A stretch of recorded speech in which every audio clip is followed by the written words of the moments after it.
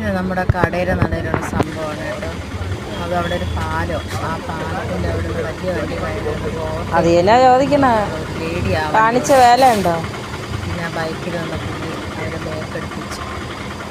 എന്നിട്ട് അവരത് ഇല്ല, ഇത്രയും കയറി വന്ന വണ്ടി ശരിയാണെന്നുള്ളത് എനിക്ക് അവരുടെ നിലപാട് ഇതൊക്കെ ബാക്കോട്ട് എടുപ്പിച്ചു.